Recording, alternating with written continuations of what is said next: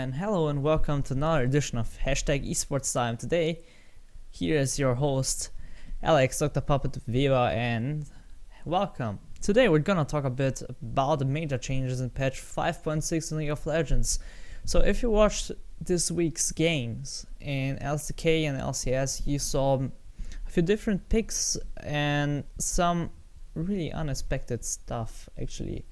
And today I'm gonna try to analyze and see where these new picks come from, and try to talk a bit and give some thoughts around it. So what should I say is like you'll notice the big changes actually to the meta came with 5.5 and the introduction of tanks by Cinderhelm update. No, not Cinderhelm, Cinderhawk, sorry. And I wrote an article for Esports Go on that, so you should check this out. It's actually very interesting that this change defined the whole meta again new. And the thing is, what I think is so interesting, so appealing, it's so different than ever in League of Legends. Like, normally we had such a meta with a certain amount of champs being viable top tier and maybe some good tier picks, but now we actually have more like this of a top tier because almost everything is viable now. So the thing is, I already talked about the jungle in this article, so I would recommend to check it out because I'm gonna try to analyze more the new AD carry and mid lane picks. Because in Korea, SKT1 played a comp with Urgot AD carry and Aniva mid lane. Not only is very interesting that the champion with the lowest win ratio, Urgot, was picked in a pro game, but as well with the addition of Aniva. So it feels like season 2 over again. So they played Hickory in top lane, Sidra in jungle, Aniva mid lane, Urgot, and Elsa bot lane. So the interesting thing about this, first of all these champions, well, I should say Anivia and Urgot weren't touched for patches now.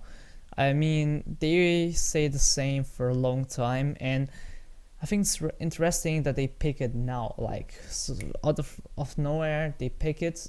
But the thing is, not only SKT1 played Urgot, also G Tigers, and I think Incredible Miracle, let me check, yeah, Incredible Miracle also picked Urgot. So the thing is about Urgot, it was picked and banned after this. So they had every game that Urgot was in play, he got banned the game after by a dip. Hey, wake up! Team.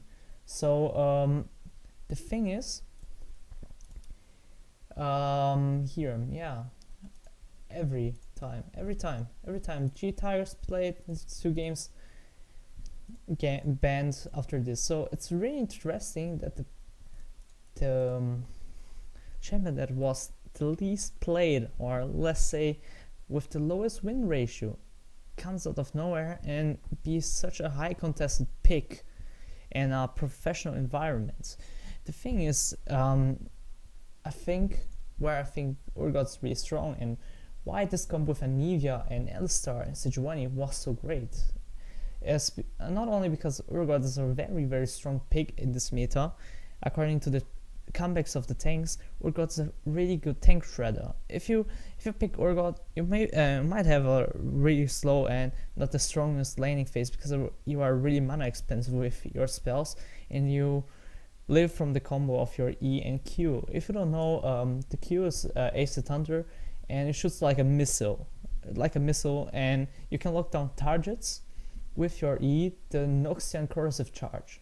So, and the interesting thing about it is not this that makes him strong, that you can spam a spell right there, and like with according to the build, you build Mana Moon, you build Frozen Heart, and you go for a Black Cleaver, so you are tanky and go for a lot of damage and sustain damage and get true armor. So you go for the spam, the DPS.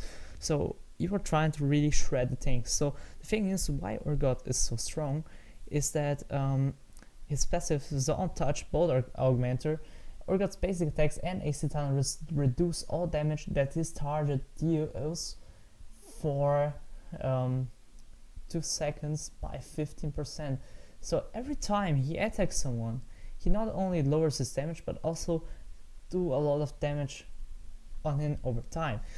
So if you are playing against a bruiser or a tank, you will deny almost his damage completely and get through his tankiness. So it's not a bad pick because of this. Because what do we have else? Which spell was the one that gave you armor reduction on the champion hit? It was the E. So if you have your lockdown going for you, you get also armor reduction on the champion. So that's really great. Yeah, right? So why shouldn't you play Urgot? So the thing I don't understand is why now? I still don't know why completely now. My logic solution would be that alright, so now tanks are stronger than ever, they're played again, and the highest contested picks are actually junglers, tank junglers like Sejuani and Zek, and this might be the thing because every other strong pick in the jungle would be some type of ADS, like let's say Rek'Sai, Rengar, or okay, no, not Lee Sin anymore, but Pantheon, something like this would be really a threat to him in the mid game by Get Him Down or Zed or something like this. Would be a really good threat to Urgot, but it's not, because he's tanky. He's tanky because of his W, and you get also defensive stats with his ultimate, armor and magic resist actually, and that's really great. So the thing is, why now? I think it's because of the tank meta. So according to that, we'll see a lot of different picks coming to AD carry.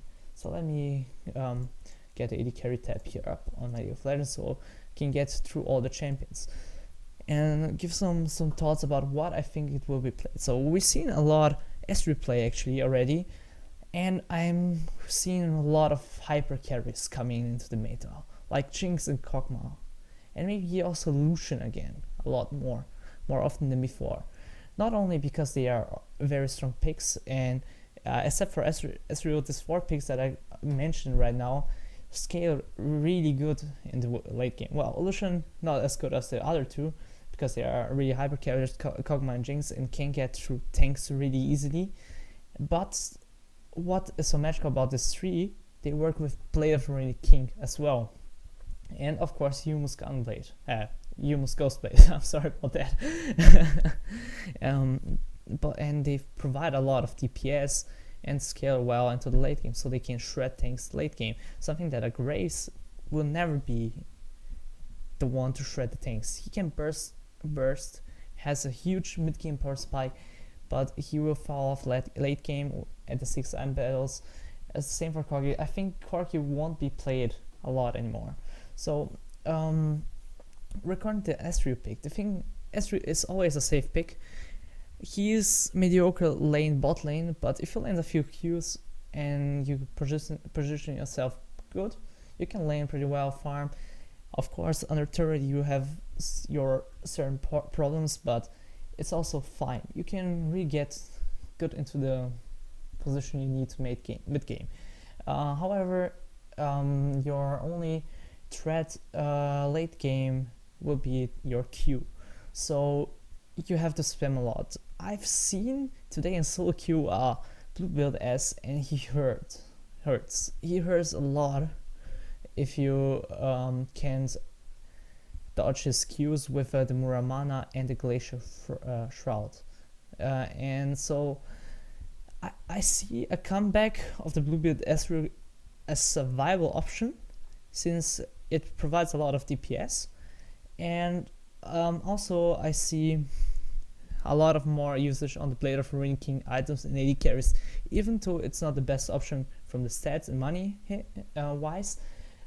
However, you need to get through the tanks like Sejuani, Zac, and maybe Mundo. I seen the comeback of Mundo as well, also in the jungle. So it's viability that you should always think about. Of course, Graves is still untouched and will be the best lane AD carry to face to get in the lane with, but still he won't provide that much variety that you might need as an AD carry now. So I also expecting a lot more of Twitch and Tristana, because they also scale extremely well and work both with Blade of Ruined King. So they could work as well. The thing is, I can't see anything else coming more than this, because of stats like Vayne. Vayne is in a weird spot. I don't know if she will fit in. If not, maybe a good Vayne player. We will try to make it work. We'll find a way. I need to see. I can't tell it for now. And Virus needs a lot of updates to make him viable again. So regarding to that, if you don't have like, if you go Graves as an example on bot lane, you might need a DPS mid, right? So let's look into what SK played. So I want to come back to the Anivia mid lane pick. What is so great about the Anivia mid game pick? You have a really good source of DPS with your ultimate and your E and your Q. The thing with the synergy and the team, of course, engage combos like Alistar and Urgot and Anivia and Sejuani and Hikarim can always find a way to engage, get picks, or even team fight. So the thing is, what made it work is that Anivia can provide a lot of burst with the combo with the E, but also a lot of DPS with low cooldowns and tankiness. So she will be there for a longer period of time and always spam her spell. So she will get a lot of damage. And on targets with low HP and low MR ratios, she will get a lot of burst also. So the thing is, I see a lot of old school mids. I would call it that way, season 2 mids, or like someone said on Twitter while watching the game. I see a really comeback of a lot of old mids that are more DPS or AP caster wise. So it will be a very interesting meta to see it grow, because there are so much different picks coming into the place right now. So I see the Vladimir comeback is already tuned by Vega Senpai. Cassiopeia will be a lot more viable than before. Of course, Orianna will be a very high contested pick in future, I think. Twisted Fate might find this place. Of course, I'm still stoked to see someone pick Brand or Vel'Koz and Malzahar, because I think they are very, very solid. They are unmobile as anything else, and maybe this is the reason why they aren't picked as much. But of course, cards will be played a lot. So I'm getting through here the chamber and see if I find something else that catches my eyes. But I think I mentioned things that will probably be coming in. So we can see an adaptation to the tank meta and getting rid of this mid game picks and also a lot of late game scaling, since you need something to shred through the tanks in the late game. Since the late game option of the tanks are the most successful and most let's say the easiest ones to get going with, you aren't going for too much risks if you go for a tank in the jungle. So you don't need to snowball. Like if you pick a Rek'Sai at the moment, you need to snowball top lane or mid lane or bot lane, so you get going and you can go for a mid game push and finishes.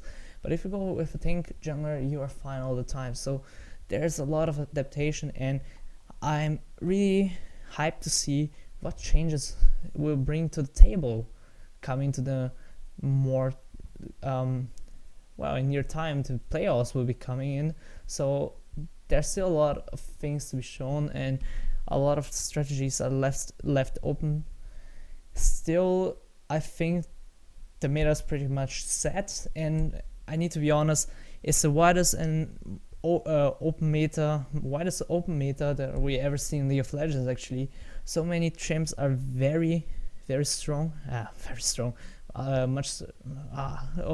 Forget what I just said. Are strong, and high tier is really wide open, and so I'm really stoked to see what the teams will bring to the table on the playoffs. So yeah, that's for me. I'll be writing an article about the AD carry AD carry side of things in this patch. I'm sorry for my mispronunciations, and of course, if you like the content, be sure to check out my other videos. Subscribe to the channel if you don't want to miss on the next ones.